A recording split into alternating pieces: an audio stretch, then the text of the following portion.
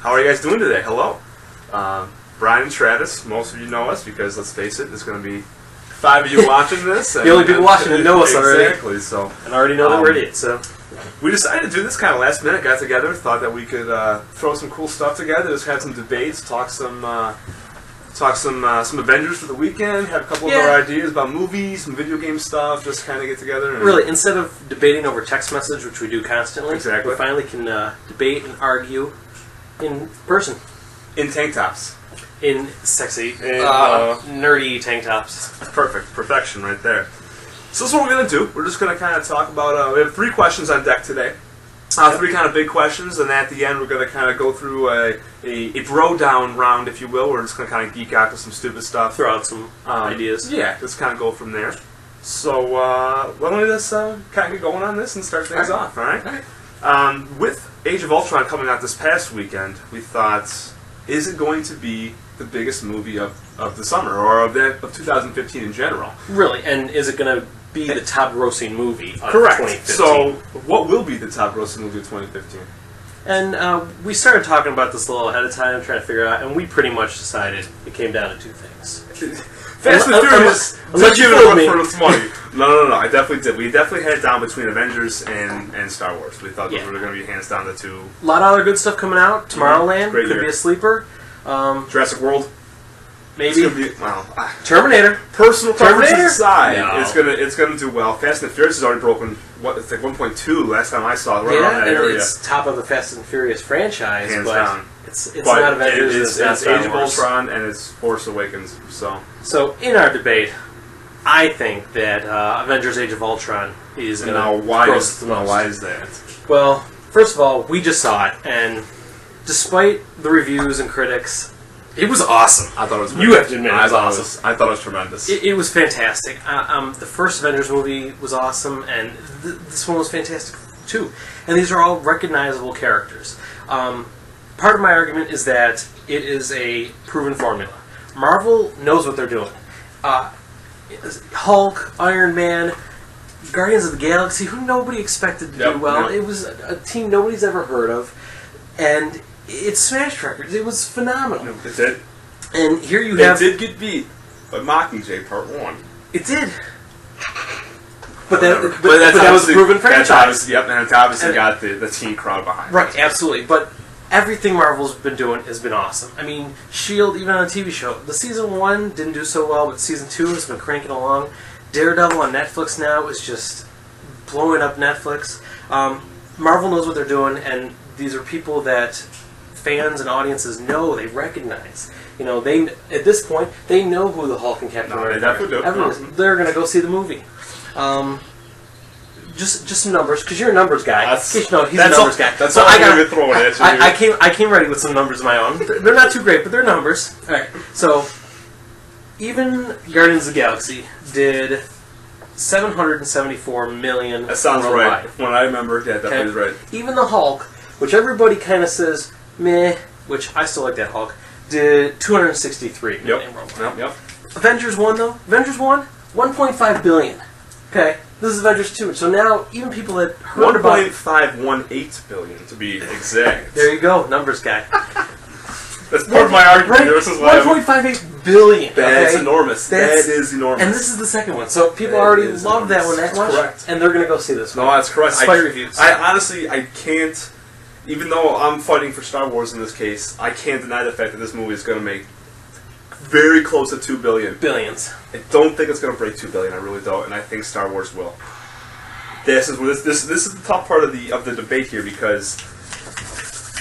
All right, let me go into. Go ahead. You take a look. Go ahead. Okay. Go ahead. So back in 2012 was when Avengers was released, correct? And you said already 1.5 billion dollars. Yep. Let's adjust that for inflation, right?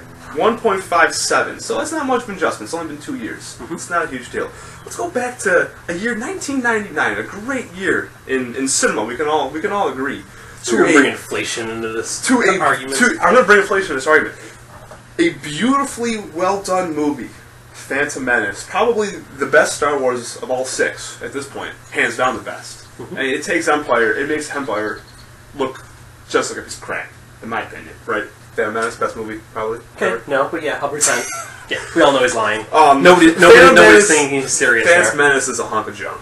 And it made $1.03 billion. But nobody knew it was going to be a hunk of junk. They knew. No, they didn't. They knew. People were excited. This is okay. Okay, go ahead, Roger. I got a whole thing built up here. All right.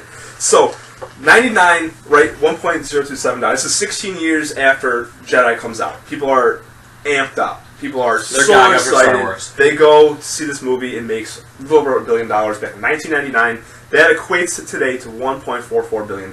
Still not as much as Ultron. I'll give you that. It definitely was. But there's not an Ultron. First Avengers. First Avengers, yeah. But the whole basis of my argument are repeat viewers. Now, you obviously had that select Star Wars group that went, alright, I gotta go see this movie again. I didn't really like it, but I gotta go see it again, right? How many times did you see Avengers in the theater? Once. Oh, did you really? That was it? Yep. I saw it twice. I've never seen any movie in the theater twice. No, that's surprising to me. I've seen a bunch Yeah. twice. 3 times even. But I saw this one twice Actually, in no, the theater. I like Crash. I saw twice. Really? Yeah. It was a chick flick. Date movie. Oh, well, there you go. Now, I saw it twice. I know a lot of people saw it twice, probably more times. Avengers had this. Star Wars didn't have that same draw because it was so bad. Correct? So, the way I look at it, is that, and it all depends, this is all kind of falling on the fact that J.J. Abrams can bring a quality Star Wars movie that not only gets the Star Wars guys to go 2, 3, 4 times, like the Avengers fanboys certainly did. I'm not saying that Avengers didn't draw that many people in. It definitely did. There's no doubt about that. Right. 1.5 billion is a ton of money. But I really do think that a lot of it was repeat viewings. I think you really is, and I think with Star Wars you're going to get that much more if this movie's quality. And we gotta assume it's gonna be quality. I'm absolutely agree. literally looking at his resume of movies, and I think what he did with the Star Trek franchise was great. I really like those movies. People aren't a fan of Cloverfield. I am. I love Super 8.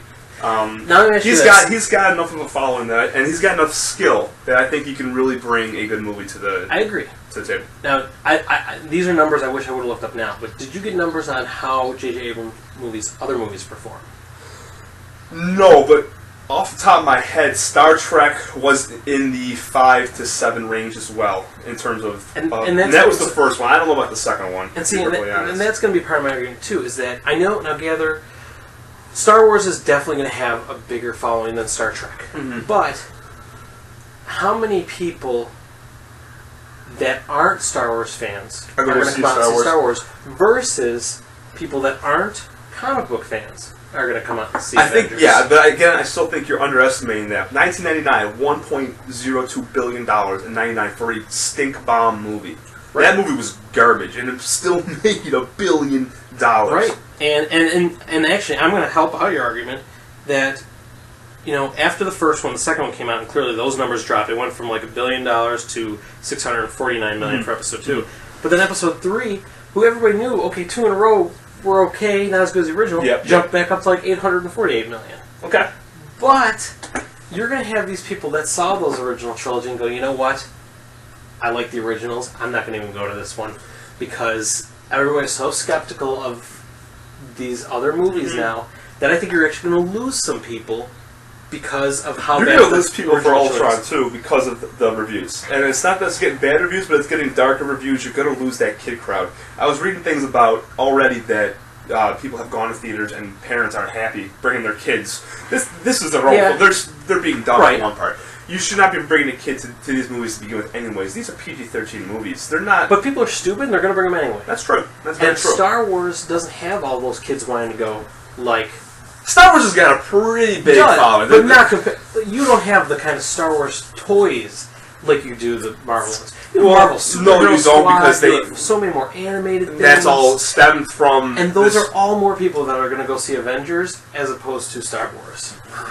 And especially, you know, and again, don't get me wrong, I am super excited for Star Wars. I'm going to see it. It's going to be awesome.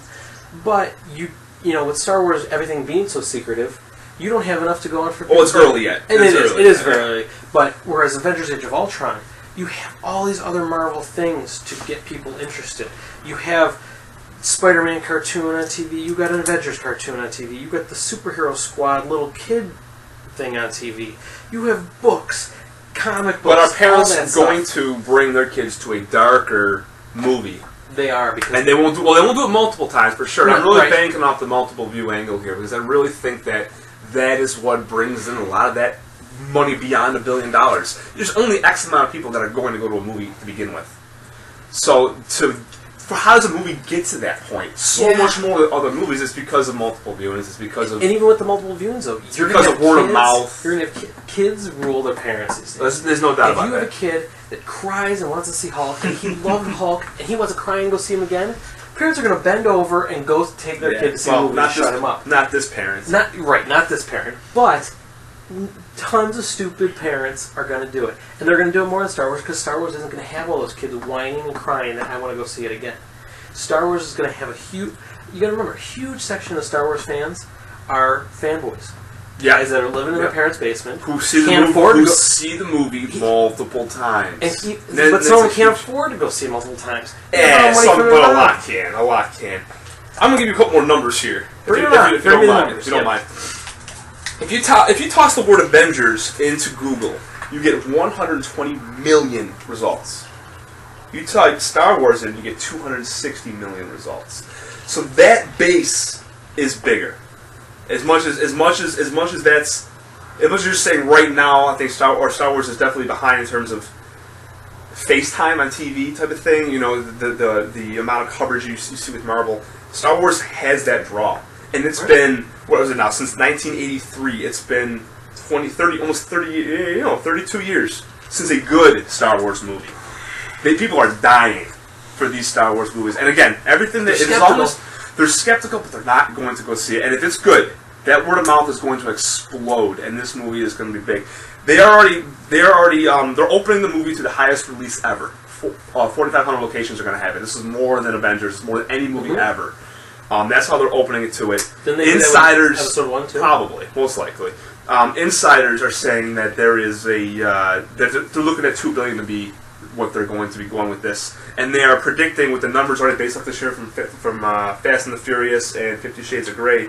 They're saying 530 to 540 opening weekend domestic is what they are going. That is a high number to even be guessing or even throwing at the media, which means that they've done their research, they've done their crap, and they know that number is attainable. $530 million opening weekend is ridiculous. People thought John Carter of Mars was going to do a lot of money too. I don't think anybody thought that. I think Disney was banking on I think this, the studio but I thought don't think anybody was actually thinking that. Um, I'm going to go give you a couple more things real quick here. Okay.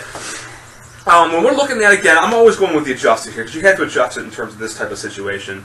The second highest grossing adjusted movie of all time is Star Wars 4, is A New Hope. $1.5 billion, $1.47 billion adjusted gross.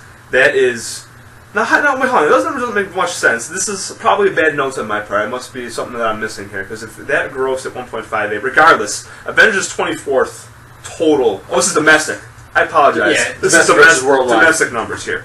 So we're going back to the domestic again. 1.47 versus 630. I mean, domestically, it's well past double. Domestically there. Then you're looking at 12th overall, you're looking at Empire, and it gets a little lower after that. And then, do you know what? And then even Phantom Menace is ahead of Avengers in that case. But this is worldwide gross over time.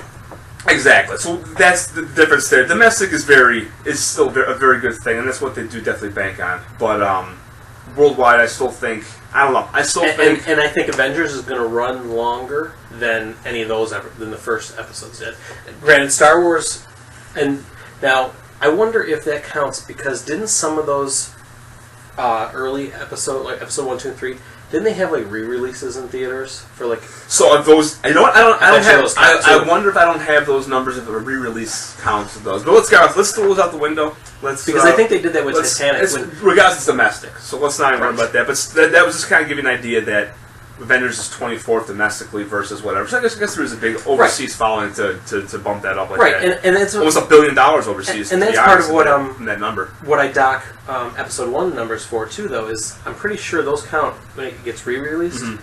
So yeah, if you put the movie back in theaters again, of course you're going to make a little more money. I wonder if that was an original run. I don't have that information, yay or nay. Right. If that was but original I'm run pretty or sure, if that's because I know total. when Titanic re-released, when they did the They accumulated those said, numbers into that it. puts it up to this amount. And Really? So now that would really throw off this whole argument of mine with I Star agree. Wars if that's the case. Agree, and I can't confirm one way or another, but Yeah. I just feel like I'm pretty sure I remember that when Star Wars re-released when Titanic they did it re-release because I think they put it in IMAX because when Titanic came out the first time, IMAX didn't exist. Okay, yeah. So they re-released to say, oh, this is what it would have been like in IMAX. Well, yeah, then you get those IMAX. Is Star Wars graphics and going to be in stuff, 3D? Well, I'm guessing it's going to be 3D. Yeah, I would say it's Disney, so they like put They'll everything in 3D. throw it to 3D. Okay, well I was just wondering how that would work out in terms of stuff like that. Yeah, All right, well let's IMAX. kind of wrap that up. But at the end of the day, these are both going to be huge. There's no doubt about Well, that. I have one more point I want to bring up. Though. Okay, go for it. Part of it is when these movies come out. Mhm. So when Avengers is out now, so it's the start of summer. It's still getting to be nicer weather. So you still have people going out in the yard. So you're losing a few population that way. But also, summer's not in full effect. So you still have crappy weather in places, and people are going to go to the movies. In terms of other things to compete with it, Avengers has Mad Max to compete with coming out 4/15. Which should do decent. I mean, I don't know how much of a following that has anymore from the 80s. Yeah, I agree. It looks So exciting. I think that's not going to pull I much. don't think so, yeah. Maggie, the zombie Arnold Schwarzenegger movie. Yeah, Nobody's going to see that's that. coming out. I didn't know that was coming out this soon. Tomorrowland is coming Which out again later is going to be a this sleeper. It's not going to draw. It's not going to pull anybody away from anything Right. from Ultron. month. Jurassic World next month. That's a month away. Yeah, well, I mean, but a lot of these, like, Star Wars and Avengers both are going to be playing for a month. Well, yeah, but the majority of the money you make, I'd say, is within the first month, and these ones alone. Okay, You'll yeah, still see a so- major drop off next week, and then you'll see a big drop off the week after that. I mean, and going from the weeks before, and I forgot to write them down, we haven't really had anything come out in theaters prior to Avengers that really drew much. Star Wars is coming out Christmas time. around Christmas time, so crappy weather, you're going to get more people. You're going to but- get that Christmas crowd's pretty big. Yeah. You look at like what else comes out? What it had in the past? American Sniper came out around that time last Right. year, and that dominated. Here's some of the things that Star Wars is going to have to compete with. You're Mockingjay. going to have Spectre the month before. That's going to be big. Yep. You're going to have the last Hunger Games. Is that November as well? That's November 20th. Okay, so you got So about it's a like a month or week so. before. Is it early December or is it? Yeah, I think Star Wars is... So right through that. I think it's like the first Friday of December. So almost right through that Christmas break then. Yep. You have The Good Dinosaur, which I haven't heard much about, but you can't underestimate the family stuff. It's a kid thing, okay. Even the crappy, like, there's that Inside Out, I think, I don't have it on here. Like, Inside Out, I don't even know what it is. They already, like, IMDb has it projected as one of the top grossing films of 2015. Inside Out. Because Is that Pixar's? I don't know if it's actually Pixar, but it's Pixar style. So. Alright. I don't know. That might be Pixar's new one, Inside Out. You got Mission Impossible 5. Is that also November? That's December? Christmas. Oh, jeez. And then Kung Fu Panda 3, which... That's another family. It's family. So you're seeing all the family stuff coming out around that time. That could absolutely. There's a lot of stuff that's going to pull audiences away. I just not a huge amount. Don't get me wrong. Star Wars is going to do But huge. I see what you're saying. Because But I think there's enough big movies coming out that are going to pull enough away from Star Wars that's going to help give Avengers that edge. I see what you're saying. Okay, yeah. So I can definitely buy that because there's not a whole lot made that's That there's big to word do of mouth. I with. mean, Tomorrowland might do well, Right. and so could Mad Max. But at this point, Fast and Furious was the last big thing, and there's really nothing like high Yeah, there's radar. not. The next one would be Jurassic World. Really, that's gonna. Oh, Inside Out. I'm sorry. Is It's June. So June. you're getting that kid. Okay, so you're removing one kid from. That's getting. You're But still that's about towards the June. end of That's the month, still yeah. a month away. action-wise, because if you're gonna really, Avengers is an action film. Yep. What it boils down to. Mad Max is really its only competition immediately. All right. Whereas Star Wars, Hunger Yeah, Games Mad is Max like a week or two Mad Max before, isn't going to do anything. and to Mission it. Impossible is like 2 weeks after. So I will go on. How much did that cost? I don't have that number in front of me. That's got to be upper hundreds to produce Mad Max. 150, I'd say, somewhere that Probably. 150. I'm wondering if they're even going to make that money back domestically. Maybe overseas. they'll overseas, make it back, they definitely. But will. domestically, I don't know if that has the type of draw for a rated R action movie like that. And honestly, I love Tom Hardy. The previews, I barely even see him in the previews. Yeah, Like, they they're should be very marketing good. the heck out of him. Yeah, I agree. Right, but now we're on a different topic altogether. Yeah, but there's that. So we've been talking for a while on this one, so let's kind of wrap that up. Your main points One are of my points is that Avengers is a proven formula. It's a name and characters that people know. It's got star power because people know all these actors at this point. Star Wars full of a bunch of new name nobodies. True. But they're also bringing back the originals. They are, but I don't know. That might be enough to draw in a lot Harrison of people. Ford's only going to hurt them because everything he's come out with lately. He stinks lately. Yeah, he stinks. and that's Avengers has less I competition. know he's watching right now, and I feel Sorry bad about it. saying We love that, you, but come on. But yeah, so my basic points are proven formula, star power, and less competition at theaters. All right, I'm going with the starving for a good Star Wars movie. The bad taste of the last trilogy left in everybody's mouth. The fact that bad trilogy still made a ton of money.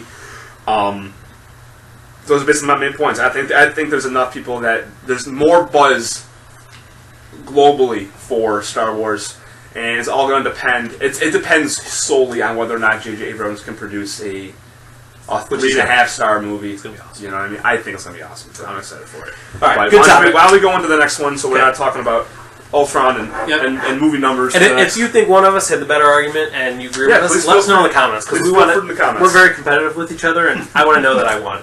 So I got a feeling you did win that round. Honestly, you came at me hard, and I liked it. I had some stuff you didn't think I was going to bring up. No, it was good. It was good. The timing one was nice. I like the timing arguments, but Okay, so the next topic we chose, which was brought up, I mean, we kind of brainstormed all this stuff together. Travis came up with the first question. The second question's mine. So mine is, what is the best movie quote of all time? Of any movie in history, what's the best movie quote? So, do you want me to start? Or do you want me? No, I'll I jump really in. want to know what yours is. I'll jump in. I had a tough time with this one. There's so many movies with so many good quotes. Yep. Ultimately, I went with probably the quote that's been in the most movies, and that is Bond, James Bond. Not one. at Honestly, all?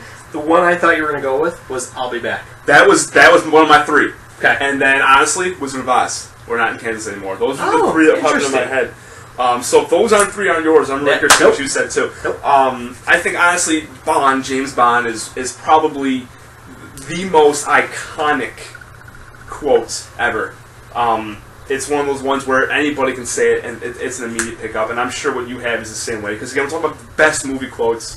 The whole reason they're the best is because everybody knows them. You know, it's a tough argument to make right there.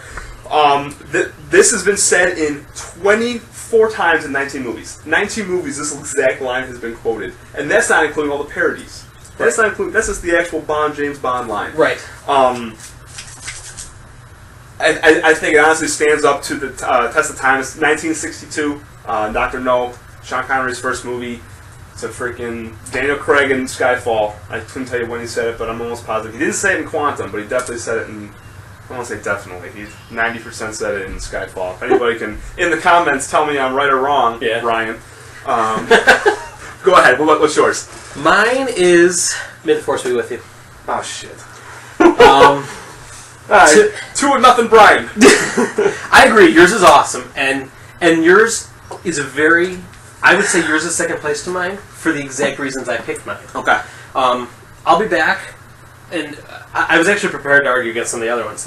And I think "I'll Be Back" is good, I think it is too, but I think it doesn't stand the test of time. I agree. And to me, you ask kids right now, I'll be back, but they don't know what it is. right. And that's another reason, and almost why I'll give mine the edge over yours is because kids are going to know. Kids aren't necessarily going to know Bond. James Bond, it's a bit grown up, yeah. And it's curious to see. I wonder how close the kids, May the Force be with you, honestly, do kids know nowadays? I don't know. I mean, with the movies coming out, it's definitely going to get and not just reintroduced the into them. movies. Star Wars, I feel like Star Wars is always going to be around. Mm-hmm. We're never not going to have Star Wars because even it'll probably gross $2 billion, if not more. Maybe. But even after the original trilogy, there's always been other side projects. There was other kids movies. There was Games. the Droids animated film. There was the Ewok films. Then we got the cartoon series the new trilogy. every year. Then we had Clone Wars, which we could knock the new trilogy all we want, but without it, we wouldn't have Clone Wars. True. And I love Clone Wars. Oh man. But and May the Force be with you to me has become more than a quote. It's almost something that people say. When they're saying it, they're not saying it to quote the movie. They're saying it's because it's a become hello, part of their it's like society. a hello type thing. Yeah, It's you know, how you doing? It's become it's just become a phrase of nerd and geek culture. You know, it's a phrase that fans use not to say they're quoting the movie because it's an idea they agree with. There's also a negative connotation to that too, though, with that geek and nerd culture. The average person isn't going to go up to someone and say, "May the Force be with you." Right.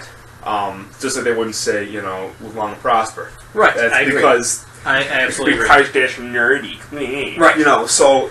But at the same time, are you gonna not the random? And I agree. Random person, anybody would say Bond, James Bond, but it's not something that it would just throw. But they out. wouldn't even necessarily say Bond, James Bond. They would say Maz, Travis Maz. And you see that all the time, and you see people constantly throwing in their Right. name I agree. or.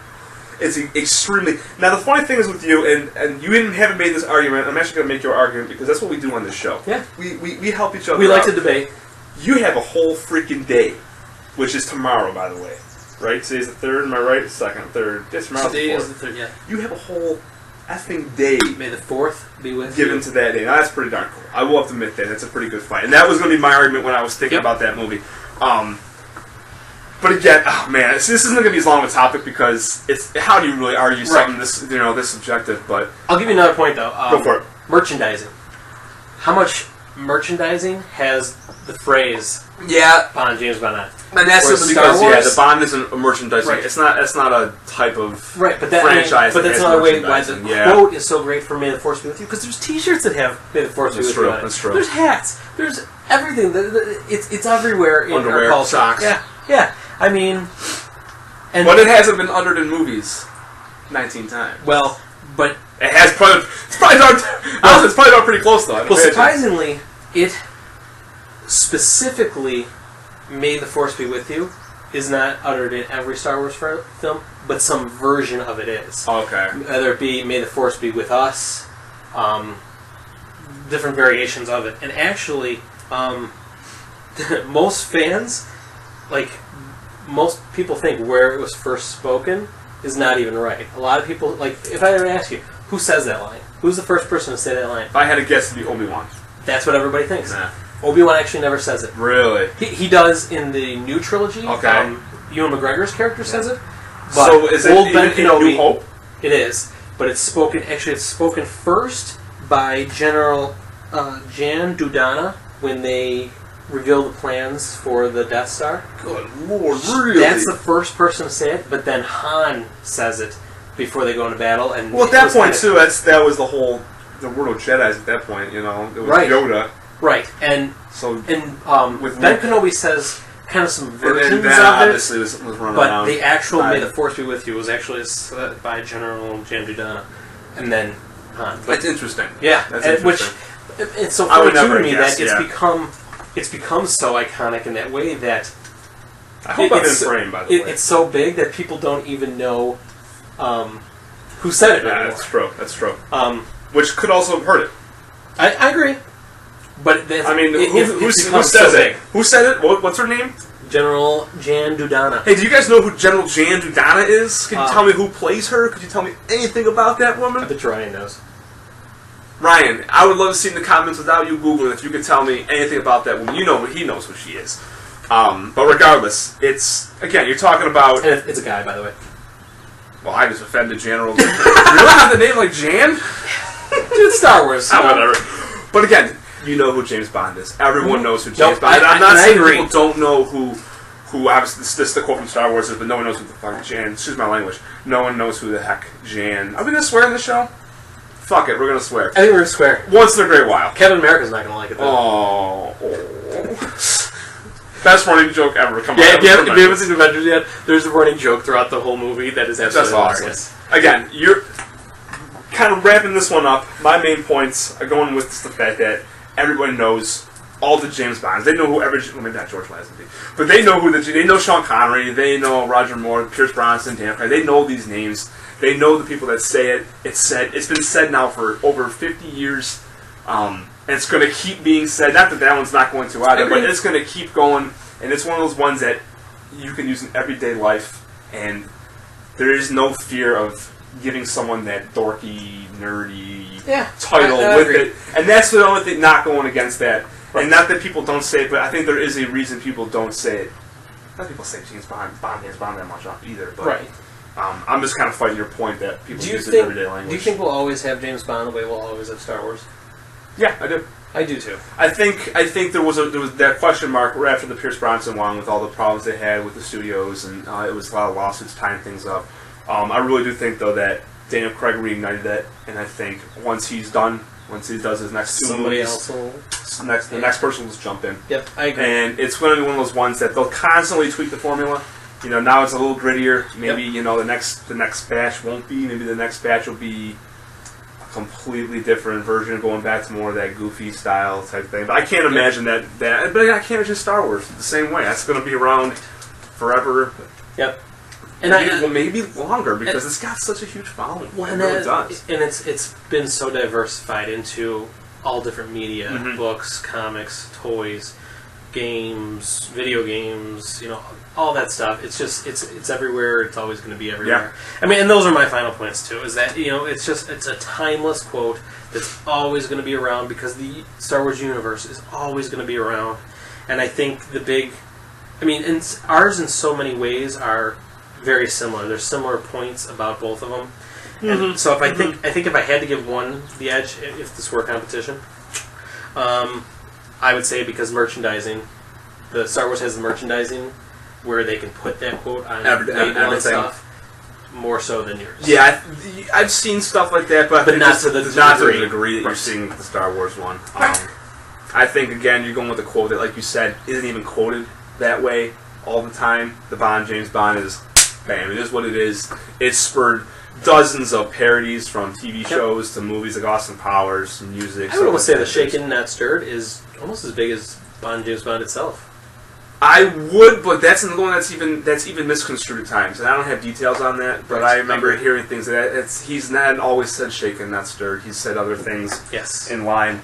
So it's a tough one. Yep. Now, as long as we didn't pick Terminator, I was going to ready to fight you. I'll be back as well. Yeah, I was ready to because as much as I really do like that quote, now it's become an absolute farce. Yeah, absolutely. And as his career, reflects his career, and I don't think that's.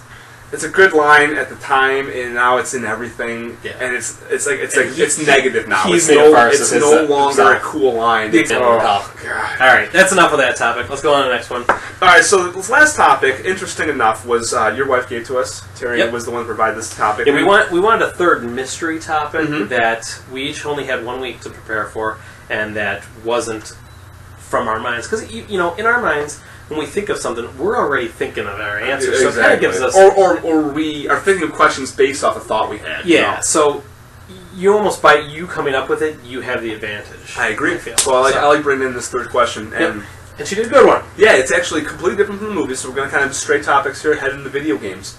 And the question she brought to us is, if you could take any one character from any one video game franchise or just single game, whatever you want, and put him into another game to make that game better, who would it be? What would the game be? Go. Okay. Mine... I love this topic, by the way. So do I. This gets me excited. Good job, Terry. Both my character and my game are not very popular. They've had success, and our few viewers that we might have probably never heard of either one. And this is a little bit of fanboy service to you and I. My character is Kane from the Blood Omen games. Ooh, okay. So I would take that character... If you don't know who Kane is, he's a vampire type. But he doesn't look like a vampire. I'll give you a little more background on him. But I'm putting Kane from the Blood Omen He's no Edward. No. I don't know, he's pretty fierce. Into the recent Castlevania Lords of Shadows video game franchise that has begun. Okay. I'll let you go in a second, but my brief summary is that Kane is a vampire. Beastly vampire. He's monstrous-looking vampire. Anti-hero vampire. Not a sparkling vampire, not a pale... And he's a character you play, but he's a bad guy. He kills dudes. Vampire. And I'm putting him into the Castlevania Lords of Shadow franchise because Castlevania is all about a guy trying to kill Dracula. To avenge his family, stuff like that. So you have a vampire going into a world of vampires. So it fits. You're not taking somebody out of its element. you're going into a character that makes sense in that universe. You're not stretching what that universe is about. I think that's a very important bullet point to have in this debate, which is what I've been. My basic start is a vampire going into a world of slaying vampires. Okay. I can build more on that, but under yours.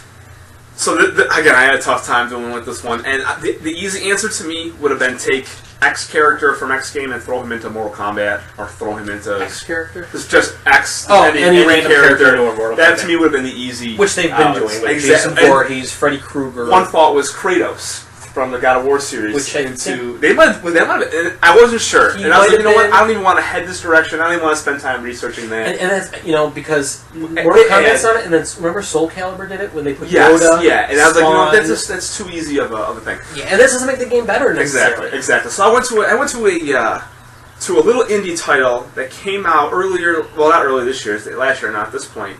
Called Destiny. And the reason I went to Destiny was because Destiny had such a huge buzz about it, and I, just about 99% of the world were disappointed by it. In some degree. Disappointed, but still played. I played it. There's no doubt I played it. But I mean, and lot of people still do play it. It's still huge. got a huge following. Not that it doesn't, but everyone's complaint about that game, probably number one complaint, there's multiple complaints, but the number one complaint is how crappy the story is. It's a junk story. It's almost a lack of a story. Basically, yeah. And I thought to myself, alright, so this is a good game. Everyone has it, but it's missing this element, the story element. What could make it better? This was kind of how I drew that inspiration from the question. So I really looked at the plot, and I thought, what is it missing? It's missing a bro. Right? You need a bro in this game, hands down. You need a bro. Your bro in this game is a little bot, Peter Dinklage, a little Dinklebot. I love Peter Dinklage, but man, he drops a stinker in this. He's so monotone and boring, and I know he's a robot and he's supposed to be, but you need a bro to bro down with. While you're fighting aliens, you need someone to hang out with. I agree. So who's the best bro in recent memory that you can think of in a sci-fi type video game? Ooh. I'm going with Mass Effect's own Garrus Vakarian. Ooh! Alright, so pretty good. So this is kind of my thought process is, again, he's very similar to what you're getting from that Dinklebot character, where he's kind of guiding you and forcing you around and helping you with stuff, and instead of just sitting there opening doors while you fight wave after wave of guy, he's actually giving you, there's actually heart in the story, and there's laughter, and there's jokes, and there's this character who's actually helping you, who knows how to wield weapons, who's just kind of there, or he's off planet giving you instructions, doing that kind of stuff. Yep. Adding a character like that to the game, even if the story isn't fleshed out better, adding someone like that just immerses you better into the game. I agree. You had this character that just kind of talked like this and said, stay here, I will open the door for you. Oh no, bad guys. I mean, that's awful. So if you're just going to give me a really run-of-the-mill sci-fi action shooter like that, you got to give me a character that at least I can have fun with, that's going to be there to crack jokes. And I think adding such a beloved character from that Mass Effect title really, really just immerses you into that world much more. And before I let you go to either counter or keep going on with your points. I'm ready. I'm excited. Adding Garrus to this world, this Destiny universe, suddenly, that's going to blow your mind, suddenly merges part of that Mass Effect world into this Destiny world. Can you imagine if you had BioWare and Bungie creating their own little universes, but they still somehow interconnected? And eventually, obviously it's never going to happen. You have two different companies. Right. But in this fantasy world where Garrus is in this game, imagine that rich, beautiful franchise of Mass Effect. It can happen. EA buys everybody. There you go. Well, Activision's pretty big too, though.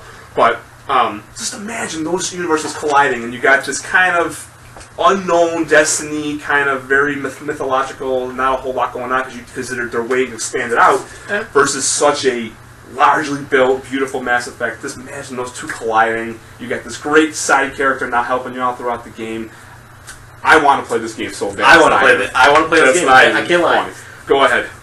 How does Garrus get into Destiny, though? You can do it almost the exact same way. How does Dinklebot get into it? You wake up and he's sitting over you going, Yeah, but Dinklebot's a character that was established in You could honestly take it from a number of ways. You can maybe do it before the events of Mass Effect, you could do it immediately after the events. Granted, he survived. He'd have to survive in this case, so maybe it's a better idea to do it beforehand. So I guess what I'm trying to figure out is Why is he there? Garrus still exists in the Mass Effect world. So how is he? Because obviously these have to be two different dimensions essentially, because there's Earth in both.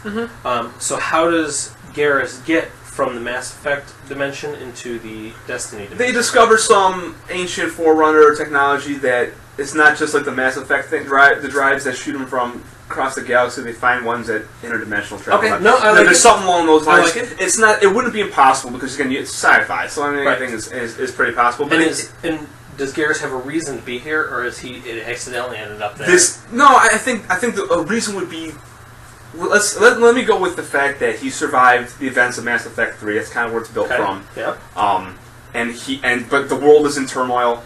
He got Their whole universe is in turmoil. Boom! Maybe when that spaceship got shot at the end, they kind of didn't know where they were. When the Normandy went flying, that's where they landed. Landed somewhere in that Destiny area type thing. In a different Destiny dimension. In a different dimension or whatever, Okay. but he's there, and he's part of his crew is stranded, but he's, scouting, finds you in the wreckage of those cars on an alternate Earth, and boom, there's your thing. Okay, so you're saying right off the get-go in Destiny, you don't have Dinklebot, you have Garrus. There is no Dinklebot. Okay. I am completely erasing Peter Dinklage from my memory in this case, because he's entirely useless. Okay. I mean, Garrus is a tech guy for one thing in the game. Right. Right? He's a very tech-savvy guy.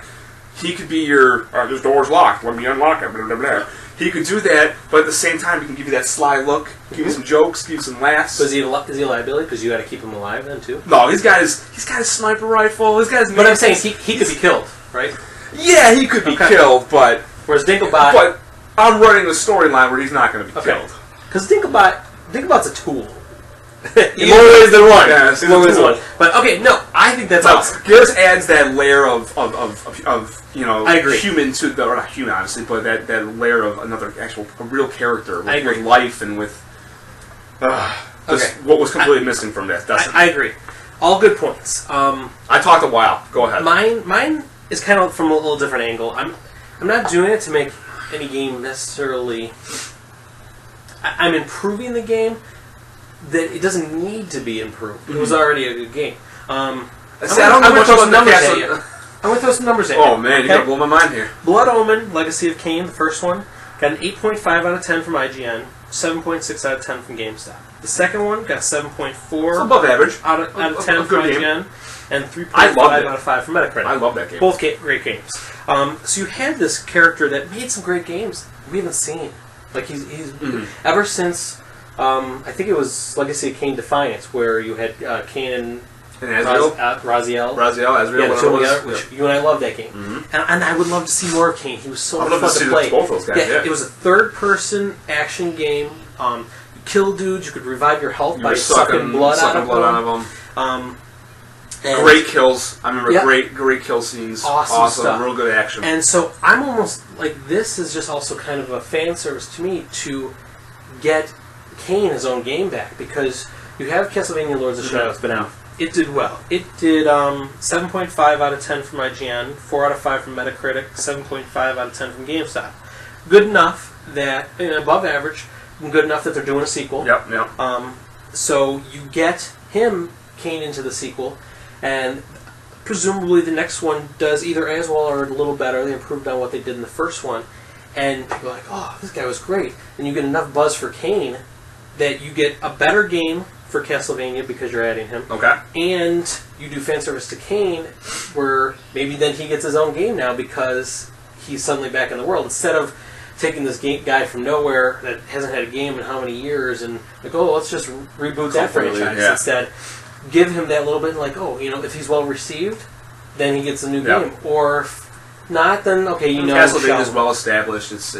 They right. do It's a new franchise one has every been 3 around years. forever. So they do a new Well, one. and this Lords of Shadow is like a reboot to the franchise. Okay.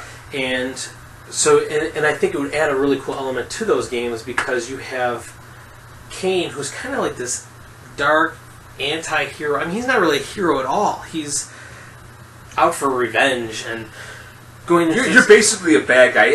I can't even give him the anti-hero right title. You're a bad guy, but you need him to win. Yeah, you need to win the game. Right, because otherwise it's death for everybody else. Yeah. I mean, And so you, It's awesome. you add, right, and that's what I mean. And so you'd add him to Castlevania, I where love you playing have that a guy. distinct hero trying to kill Dracula, who ends up having to team up with this guy That who's sounds really bad, kills dudes, drains cool. Who their wants blood, to be the head honcho? but and you end up having to need him to help you take out Better Dracula, who's lesser of two evils. honestly type thing. Dracula's always the end all to be all of vampires. I mean, there's Well, nobody he's the originator. Yeah. right. So I think it would add a really cool story to those games of. I think that would. I think that'd be Yeah, great. you have this clear hero that's got to team up with somebody who would normally kill to take down, the greater. I like it.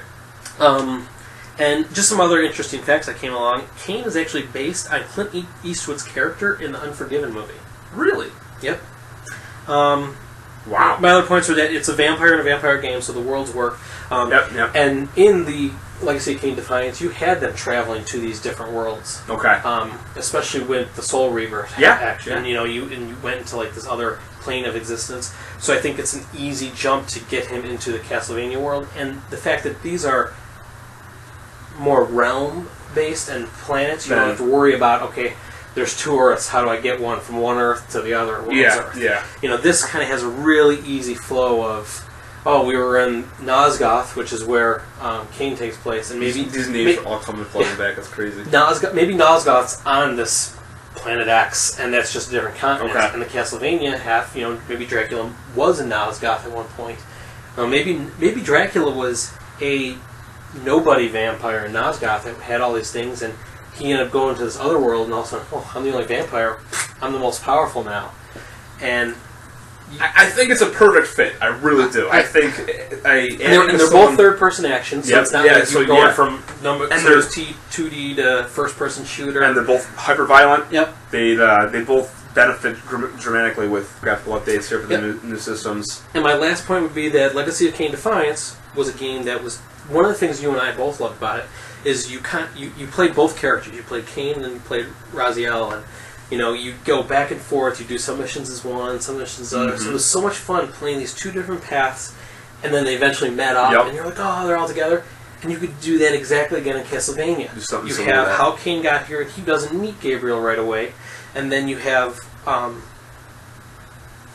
Gabriel's story, and so you keep going back and forth, playing as one, playing as the other, and then eventually their paths cross, and you get that element that I've always liked in games where you get to play as different characters through the story. Yeah.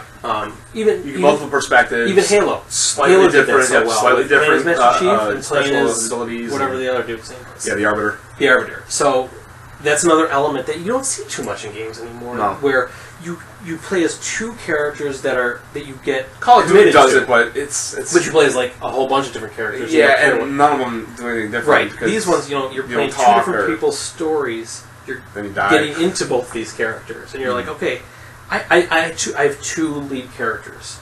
It's not multiple playable characters, and like, oh yeah, now I'm playing as a strong guy, and now I'm playing as a fast guy. No, it's just two different guys, two different styles, but you're committed. Yeah, it would to both. work tremendously. And I don't want to I would argue play either that of game. these because I haven't played that game too. Well, If I had to argue, which is why we're here, I would just go with the well-known factor. It's a character from how many years ago. I'd be curious to see sales numbers and stuff like that with those. And if someone from 2 generations ago could survive now, could in this world, would anybody know him? Right. That would be my only concern with that. But I think, like you said, if you introduce it to something like Castlevania, you could reintroduce this character into everyone's minds and into their experiences, because kids don't know. They have no idea who he is. And let me ask you this. With yours, because you played Destiny, and you basically hated it. Mm-hmm, I did. And you And loved I am no stranger to telling all my friends how much I hated it. And do you think that Garrus alone No, would make you still play the game? Oh my god. Well, play it? Yeah. Well, right now? Would you still be playing it now if Garrus was in it? No, I don't think. I mean, it's been 3 months, 4. Well, now it's 6 months. Yeah.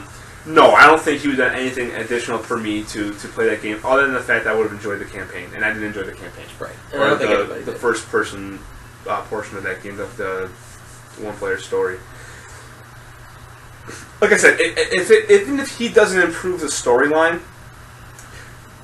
look at like a game like Bulletstorm. Bulletstorm was by Epic, the guys that did Gears of War, and it was I couldn't tell you a single thing about that game, but it had something in it that made you love it, and it was just different mechanics. Yep. Destiny doesn't have anything different than we've already seen them a bunch of times. Games do this all the time. It's not a problem. Not having a story for a game that's supposed to be keep playing and grinding, that's not the end of the world, not having a decent story. But if you're going to do that, at least make it enjoyable for me. Right. And I think part of their problem is that they took too many elements from too many games and tried to combine them all together. And I think by plopping in a character with the charisma and just that awesome factor that Garrus has, and I'm sure a lot of people don't even know who Garrus Vakarian is. It's true. Because Mass Effect, as big as it was, didn't it was big to a certain crowd of people. It didn't have that wide draw like Call of Duty or Destiny had. But if you add a character like that just looks sweet, that's so alien looking, yet has so much personality to him and so much just charisma, and he's awesome. Dude could snipe. Dude was good with an assault rifle. He had great powers. He was a great companion in that game, and I think popping him into a post Mass Effect 3 situation. And I agree. And I think for this question, he absolutely fits the bill. Does he make the game better? Yes. Does he fix the things that are broken with the game? No. No, not at all. And I think... But it makes the game better. And I think a little bit more so with mine is that my game wasn't necessarily broken in ways that Destiny was. It just ups the ante of the game. Mm-hmm. It gives you more to enjoy in the game. Yep. Whereas, it still makes more to enjoy for Destiny, but it's still the same mechanics. Here I'm adding a slightly different mechanic because you're playing as two different characters that have different play styles. Cain is visceral and bloody, whereas Gabriel he's got whips and potions and stuff like that. So majestic, is that kind of a good way to put him? Almost kind of a swashbuckler. Yes. Almost like a pirate. Yeah, and cowboy. He's your good guy trying to save the world. Yeah. That. So in that sense, you have two polar. I give myself the edge, almost like two polar extremes, because you're adding more than just a likable character to the game. You're adding more to the game itself. Does it make the game better? I think so. The exposure for Castlevania is not that big as it is, and you're adding another elements of the game for sure, but does it make it better? That's the question. And maybe that element that you haven't seen too much in games of those two characters is enough to put it to the forefront. Mm-hmm. Whereas I think it could be a big commercial disaster too. Whereas Destiny was a disaster, but was a commercial success. Right. I don't know how that. I still don't understand. We can argue about this all day. That could be a podcast all by itself. I just don't get it. But it's not my type of game, I guess. The grind type game. But we've gone quite a bit here. Yeah, you and I, we got a lot to say. We definitely did. We did have some questions, I think, for like a bro down type thing, but we'll just kind of give real quick answers. We can kind of we'll save that for another time. Yeah. I'm sure people have already tailed off at this point. We've gone a little over almost an hour. Almost an hour. I had fun though. I had a great time, and I think this is definitely going to be a tradition every time we get together. And if not, maybe we can do it over Skype if nothing else. Figure out a way to record Skype sessions and do it that way. Although it wouldn't be nearly as fun than sitting here face to face and doing it. Throwing out in tank tops. Sticking a camera right in my face and throwing out in tank tops. Throwing out in tank tops, man. I'm telling you. All right. Well, I think that'll do it, though. Yeah, I think so too. Right. Thank you for watching. Thanks for struggling through it. If you did, leave us some comments. Tank top talk, baby. Tank top talk. Boom. See you guys.